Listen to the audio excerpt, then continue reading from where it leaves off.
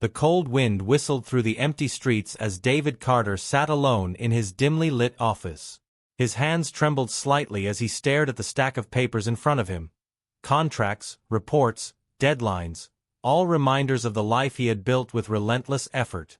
He was known as the expert man in his industry, a problem solver, a leader, the kind of person others turned to when things got tough. But tonight, for the first time in years, he felt powerless. His mind was racing, filled with doubts, fears, and regrets. No matter how successful he appeared on the outside, inside, he felt trapped. His thoughts controlled him, whispering that he wasn't good enough, that he was running out of time, that he had been pretending all along. It was a voice he had learned to ignore, but now it was louder than ever. And the worst part? He believed it. It hadn't always been like this. There was a time when David was unstoppable, fueled by ambition and an unshakable belief in himself. He had built his empire from nothing, turning failures into lessons and setbacks into comebacks. He had been fearless. But somewhere along the way, something had changed. The very mind that had once been his greatest weapon had turned against him, filling his days with doubt and his nights with sleeplessness. His phone buzzed, snapping him out of his thoughts. It was an unknown number. Normally he wouldn't answer, but something told him to pick up. "David Carter," he said, his voice steady despite the storm inside him. There was silence for a moment, then a deep, measured voice spoke. "Mr. Carter, you don't know me, but I know you. And I know what you're going through." David's grip on the phone tightened. "Who is this?" "That doesn't matter. What matters is that you're letting your mind control you. And if you don't take control back, you'll lose everything. Not just your success, but yourself." David's heart pounded. He had spent years teaching others how to lead, how to push past obstacles, how to be in control. But now, a stranger was telling him what he had been too afraid to admit. He was losing himself. He stood up from his chair, looking at his reflection in the window. The confident, sharp-eyed businessman he had always seen was gone. In his place was a man haunted by his own thoughts. The voice on the phone continued. "There's a way out. But first, you need to answer one question. Who is really in control? You or your mind?" David swallowed hard. He had always believed he was in control. But now, he wasn't so sure. And that was the scariest thought of all. David's fingers tightened around the phone, his pulse quickening. He opened his mouth to respond, but no words came out. Who was this person? How did they know what he was going through? His mind raced with possibilities. Was it someone from his past? A rival playing mind games? Or worse? Was it his own conscience speaking to him through the voice of a stranger? The silence stretched between them, thick and unrelenting. "You don't have to answer now," the voice continued, calm and measured. "But soon you'll have to decide. Because if you don't, your mind will make the choice for you." Click. The line went dead. David lowered the phone slowly, staring at the screen as if it could somehow give him answers. The call had no name, no trace. Just an eerie, lingering emptiness. He exhaled sharply and ran a hand through his hair. Maybe it was just a prank, someone trying to rattle him. But deep down, he knew better. This wasn't random. For the first time in years, he felt something stir inside him. An unease, a realization that he had been avoiding something crucial. His thoughts had been spiraling for weeks, dragging him deeper into a place he didn't recognize. Doubt, fear, exhaustion. They had crept in slowly, so quietly that he hadn't even noticed how much power they had taken from him. He turned back to his desk, eyes scanning over the papers, the endless numbers, the cold contracts that defined his life. He had spent years crafting the perfect career, becoming the man people admired, respected, even feared. But lately, every decision felt heavier, every step more uncertain. He shut his laptop and stood, the city lights beyond his window glowing like distant stars. He used to love this view, New York at night, alive with energy, full of possibility. Now it just felt overwhelming. A knock on the door startled him. He turned sharply, his heart still unsettled from the call. Taking a deep breath, he opened it to find Mark, his oldest friend and business partner, standing there with his usual confident smirk. "Are you planning on staying locked in here all night?" Mark asked, stepping inside without waiting for an answer. "Come on, let's grab a drink." "You need it." David hesitated. Normally, he would have agreed without thinking. But tonight, everything felt different. "I'm fine," he said, his voice coming out more distant than he intended. Mark raised an eyebrow. "You don't look fine. You've been off lately." David forced a chuckle. "Just tired." Mark studied him for a moment before sighing. "Look, I get it. Running a business like ours, carrying the weight of everything, it's exhausting. But you can't let it get to you, man. You're David Carter, the guy who built an empire out of nothing." David nodded absently. He had heard this before. He had told himself the same thing 1,000 times. But the words didn't feel real anymore. Mark sighed, clapping a hand on David's shoulder. "At least promise me you'll get some rest. Don't let your head mess with you. You're stronger than that." David forced a smile. "Yeah, I will." Mark didn't seem convinced, but he let it go. "All right. Call me if you change your mind." When the door closed behind him, David let out a long breath. "Don't let your mind control you." The words from the phone call echoed in his head. That night, sleep didn't come easily. Every time he closed his eyes, his mind was filled with whispers, his own voice, doubting, questioning, reminding him of every mistake he had made. The weight of expectations, the fear of failure, the never-ending chase for success, it all crashed down on him. At some point, exhaustion took over, pulling him into a restless sleep. And that's when the dream began. He was standing in a long, dark hallway, the walls stretching endlessly in both directions. There was no sound, no movement, just an eerie, suffocating stillness. Ahead, a faint light flickered, casting shifting shadows across the floor. David took a hesitant step forward, then another. With each step, the walls seemed to close in, the darkness pressing against him. Then, a voice, his own, whispered through the silence. "You're not in control." He turned sharply, but there was no one there. The voice came again, closer this time. "You think you are, but you're not." David's breath quickened. "Who's there?" No answer. Only the sound of his own heartbeat pounding in his ears. Then, suddenly, the hallway around him began to shift, the walls twisting, the floor cracking beneath his feet.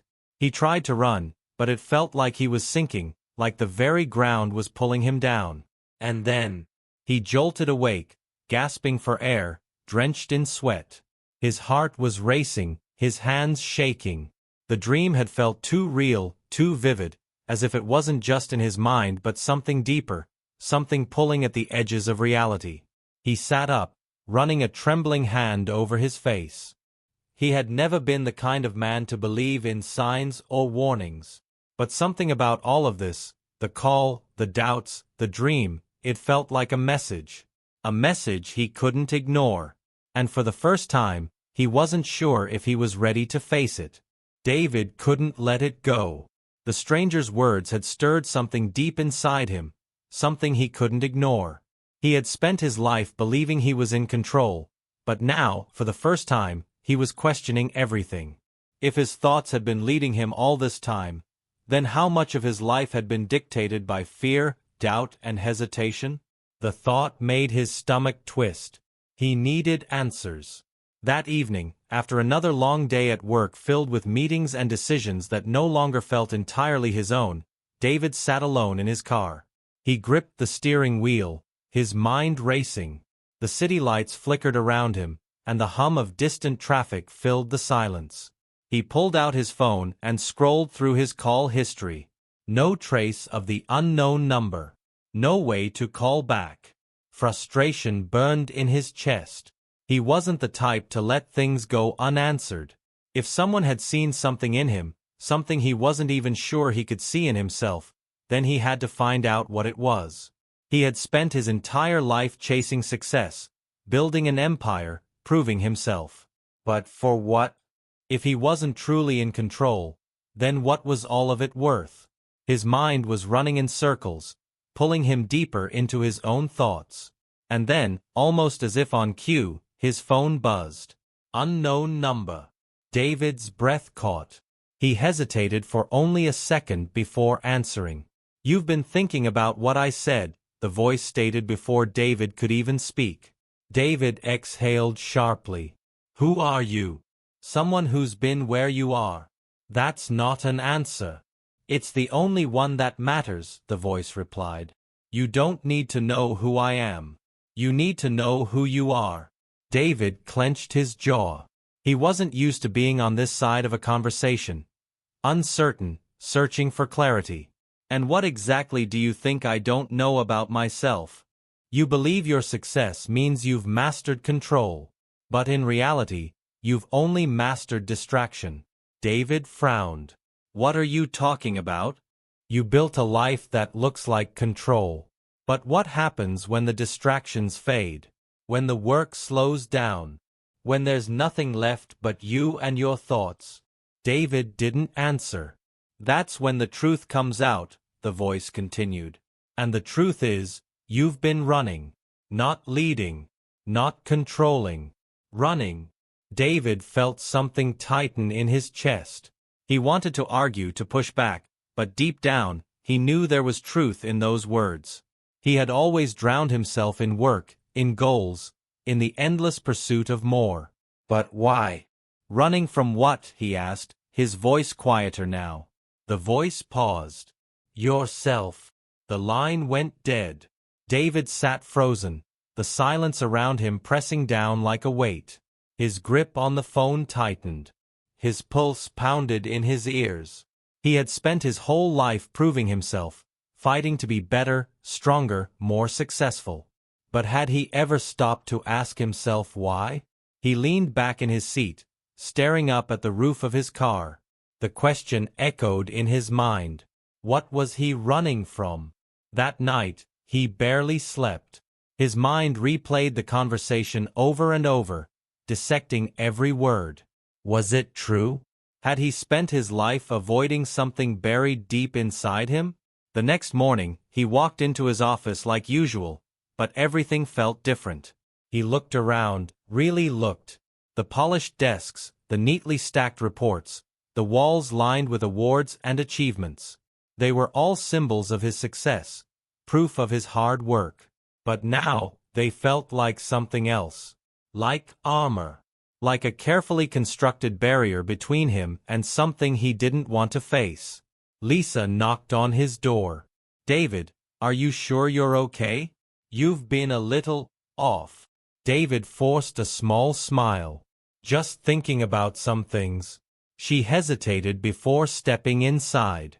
"I know I probably shouldn't say this, but you don't have to do this alone, you know?" David blinked. "Do what alone?"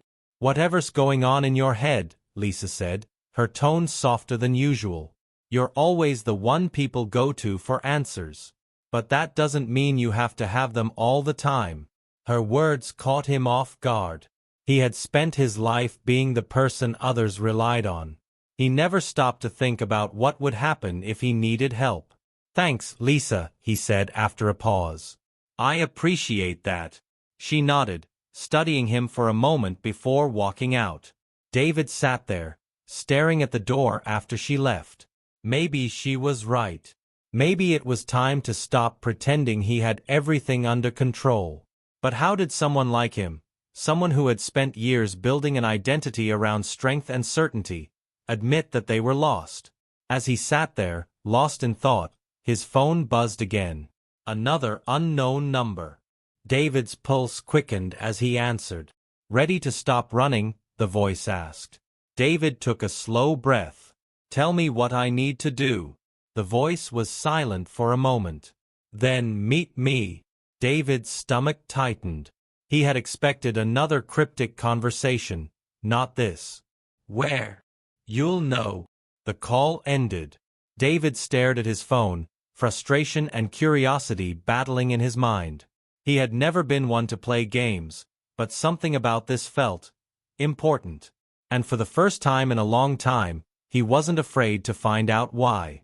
David sat frozen, the silence in his office pressing in around him. The last words from the call lingered in his mind. Meet me. He had no address, no time, no further instructions. Just an unshakable feeling that he had to follow this through. His whole life had been built on logic and strategy, yet for the first time, he was stepping into the unknown without a plan. He left the office early that evening, his thoughts racing as he drove through the city. The skyline was painted in shades of orange and purple, the streets humming with life. But David wasn't paying attention. His hands gripped the steering wheel, his mind replaying every cryptic word the stranger had spoken. You'll know. The words haunted him. How could he possibly know where to go? He had no answers, no clues. But something deep inside him whispered that he was already on the right path. His car came to a stop at a red light, and that's when he saw it. A small bookstore, tucked between two larger buildings. The name on the sign, The Mind's Edge. David's heart pounded. Coincidence? Or was this what he was meant to find? Without hesitating, he pulled into a parking spot and stepped out. The air was cool, the neon glow from the sign casting faint shadows on the pavement. He pushed open the door, a soft bell ringing as he entered. The place was nearly empty. Shelves lined with old books stretched to the ceiling, the faint smell of paper and dust filling the air. A single man sat at the counter, his face partially hidden by the pages of a book. David approached cautiously. "Excuse me." The man looked up, his piercing eyes locking onto David's. "I was expecting you," he said, closing the book. David's stomach tightened. "You're the one who called me." The man nodded. "And you're the one who answered." David exhaled sharply. "Enough with the riddles. Who are you?" The man studied him for a moment before gesturing to a chair across from him. "Sit." David hesitated but eventually did as he was told. He was used to being the one in control, the one asking the questions. Now, for the first time, he felt like a student instead of the expert. The man leaned forward. "Your mind has been at war with itself, hasn't it?" David didn't answer. He didn't have to. "You built your life on discipline, success, control," the man continued. "But you never trained your mind. You trained your habits, your skills, your body, but not the thing that runs it all." David swallowed. "And you have the answers?" The man shook his head. "No. But I can show you where to find them." David clenched his fists. He had come here for clarity, not more riddles. "Then tell me, how do I take control back?" The man leaned back in his chair, studying David carefully. "By understanding one thing, your thoughts are not reality. They are stories your mind creates. Some help you, some hurt you, and right now, your mind is telling you a story that's been running your entire life. A story of doubt, fear, and hesitation. A story that says you are not enough." David felt his chest tighten. He wanted to argue, to deny it, but deep down, he knew the man was right. "You have two choices," the man continued. "Keep believing the story, or rewrite it." David stared at him. "How?" A small smile tugged at the man's lips.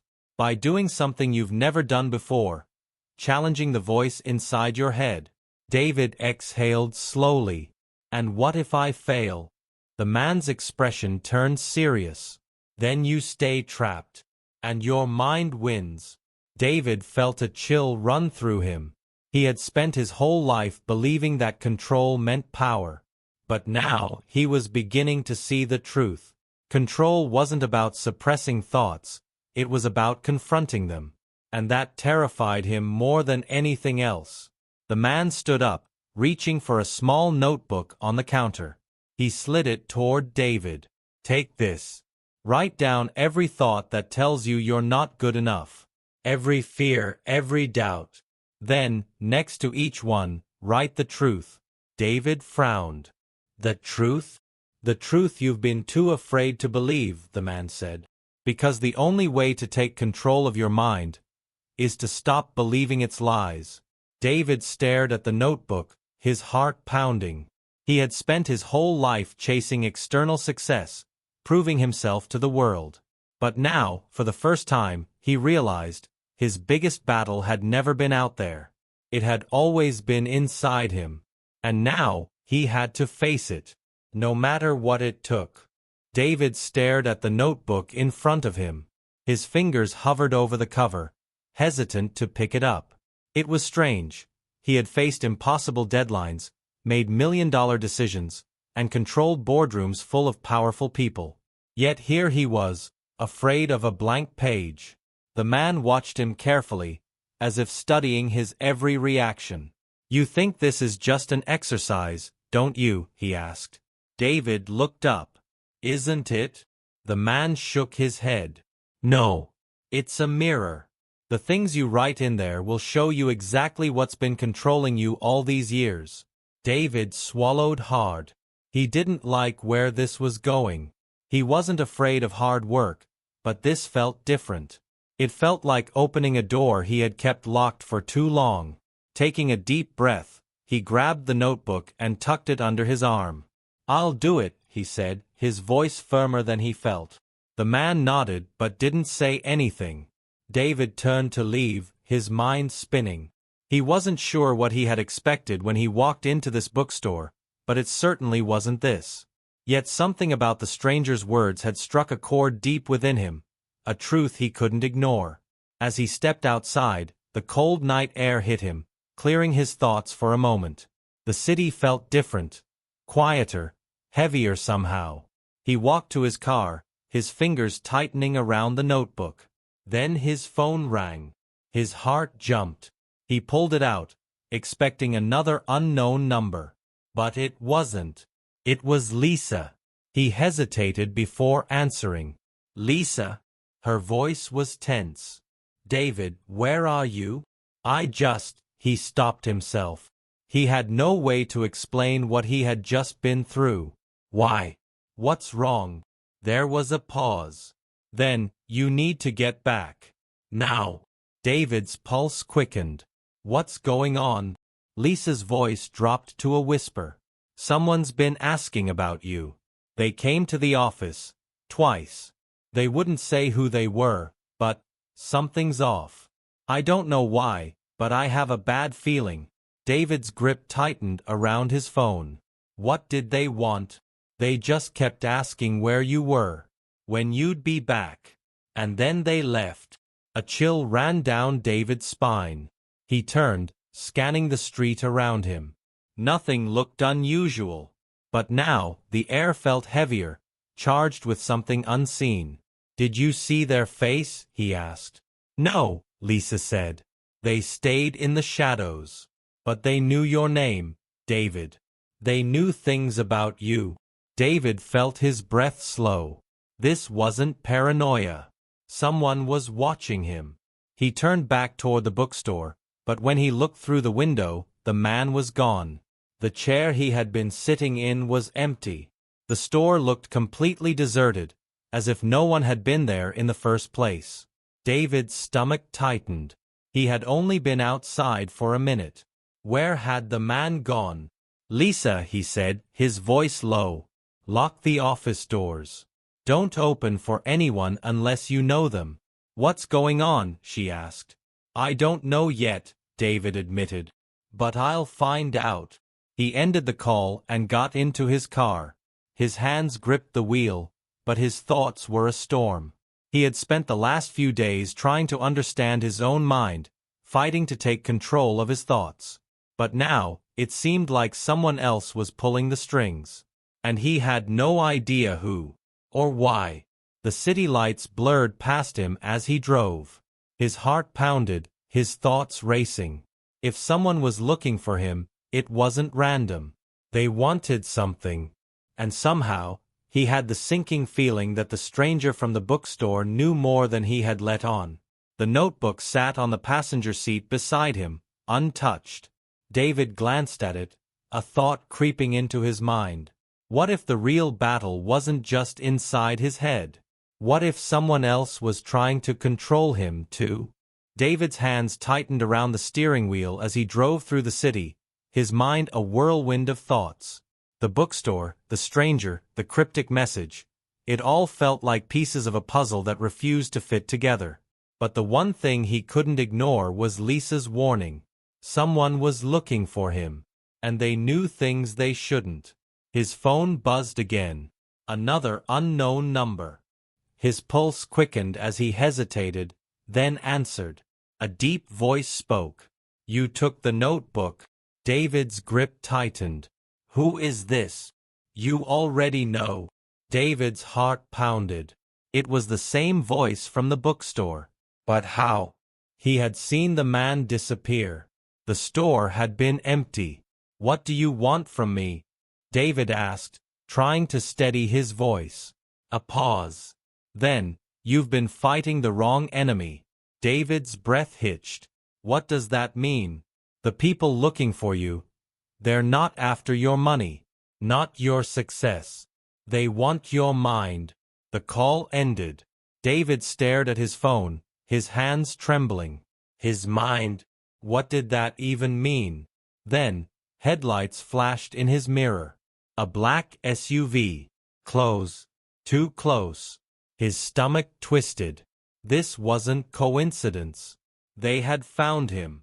Without thinking, he swerved down a side street, trying to lose them. The SUV followed. His breath came fast as he took another sharp turn, weaving through traffic.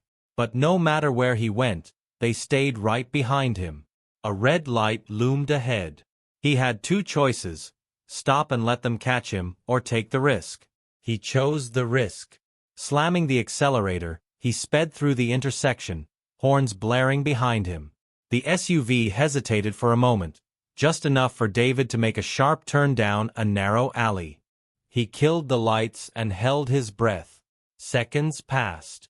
Then silence. The SUV drove past, missing him completely. David exhaled, his hands still shaking. He couldn't go home. He couldn't go to the office. Whoever was after him wasn't playing games. His eyes fell to the notebook on the seat beside him.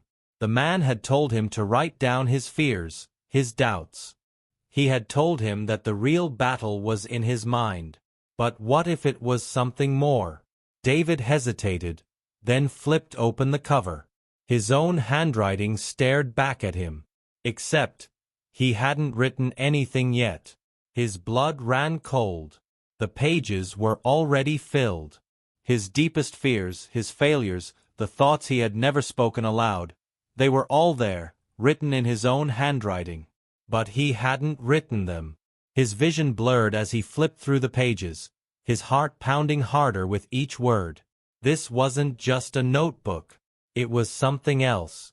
Something impossible. And then, at the very last page, 3 words stood out. "You are trapped." David's breath caught. The walls of the car seemed to close in around him. He could hear his own heartbeat, feel the sweat on his skin. Then his phone buzzed again. He didn't want to answer. He didn't want to know. But his fingers moved on their own. The voice on the other end was calm. "Steady. You see it now, don't you?" David swallowed hard. What is this?" "The mind is the most dangerous prison," the voice said. "And you've been locked inside your own for a long time." David shook his head, his vision swimming. The city outside blurred, the lights twisting into shapes that didn't make sense. "This isn't real," he whispered. A low chuckle came through the phone. "That's what they want you to believe." David squeezed his eyes shut, willing himself to wake up, to break free from whatever this was. But when he opened them, nothing had changed. Only one thing was clear now. This wasn't just about controlling his thoughts. Someone Something had been controlling him all along. And now, he didn't know if he would ever escape. David's hands tightened around the steering wheel as he drove through the city, his mind a whirlwind of thoughts. The bookstore, the stranger, the cryptic message. It all felt like pieces of a puzzle that refused to fit together. But the one thing he couldn't ignore was Lisa's warning. Someone was looking for him. And they knew things they shouldn't. His phone buzzed again. Another unknown number. His pulse quickened as he hesitated, then answered. A deep voice spoke. "You took the notebook." David's grip tightened. "Who is this?" "You already know." David's heart pounded. It was the same voice from the bookstore. But how? He had seen the man disappear. The store had been empty. "What do you want from me?" David asked, trying to steady his voice. A pause. Then, "You've been fighting the wrong enemy." David's breath hitched. "What does that mean?" "The people looking for you, they're not after your money, not your success. They want your mind." The call ended. David stared at his phone, his hands trembling. His mind. What did that even mean? Then, headlights flashed in his mirror. A black SUV. Close. Too close. His stomach twisted. This wasn't coincidence. They had found him. Without thinking, he swerved down a side street, trying to lose them. The SUV followed. His breath came fast as he took another sharp turn, weaving through traffic. But no matter where he went, they stayed right behind him. A red light loomed ahead. He had two choices: stop and let them catch him, or take the risk. He chose the risk. Slamming the accelerator, he sped through the intersection, horns blaring behind him. The SUV hesitated for a moment, just enough for David to make a sharp turn down a narrow alley. He killed the lights and held his breath. Seconds passed. Then silence. The SUV drove past, missing him completely. David exhaled, his hands still shaking. He couldn't go home. He couldn't go to the office. Whoever was after him wasn't playing games. His eyes fell to the notebook on the seat beside him. The man had told him to write down his fears, his doubts. He had told him that the real battle was in his mind. But what if it was something more? David hesitated, then flipped open the cover. His own handwriting stared back at him. Except, he hadn't written anything yet. His blood ran cold. The pages were already filled. His deepest fears, his failures, the thoughts he had never spoken aloud, they were all there, written in his own handwriting. But he hadn't written them. His vision blurred as he flipped through the pages, his heart pounding harder with each word. This wasn't just a notebook. It was something else. Something impossible. And then, at the very last page, 3 words stood out. "You are trapped." David's breath caught. The walls of the car seemed to close in around him. He could hear his own heartbeat, feel the sweat on his skin. Then his phone buzzed again. He didn't want to answer. He didn't want to know. But his fingers moved on their own. The voice on the other end was calm. "Steady. You see it now, don't you?" David swallowed hard. What is this?" "The mind is the most dangerous prison," the voice said. "And you've been locked inside your own for a long time." David shook his head, his vision swimming. The city outside blurred, the lights twisting into shapes that didn't make sense. "This isn't real," he whispered. A low chuckle came through the phone. "That's what they want you to believe." David squeezed his eyes shut, willing himself to wake up, to break free from whatever this was. But when he opened them, nothing had changed. Only one thing was clear now. This wasn't just about controlling his thoughts. Something, had been controlling him all along. And now, he didn't know if he would ever escape. David sat frozen in the driver's seat, his breath shallow, his heart pounding like a drum inside his chest. The words on the page blurred in his vision. "You are trapped." He wanted to deny it, to tell himself it was just some elaborate trick. But deep down, something told him that this was real. More real than anything he had ever faced. His phone was still in his hand, the call still connected. But the other end had gone silent. "Who are you?" David whispered, his voice barely audible. A few seconds passed before the voice returned, calm and deliberate. "Not who. What?" David swallowed hard. Then, "What are you?" A pause. "The part of you that you've been running from your entire life." A chill ran down his spine. The city outside his window seemed distant, almost unreal, like a dream he was struggling to wake from. He had spent years chasing control over his career, his emotions, his success. But what if all along, he had been controlled instead? His fingers trembled as he reached for the notebook again. He flipped back through the pages, scanning the words that shouldn't have been there. Every insecurity, every doubt, every fear, things he had locked away in the deepest corners of his mind, were written down in perfect detail.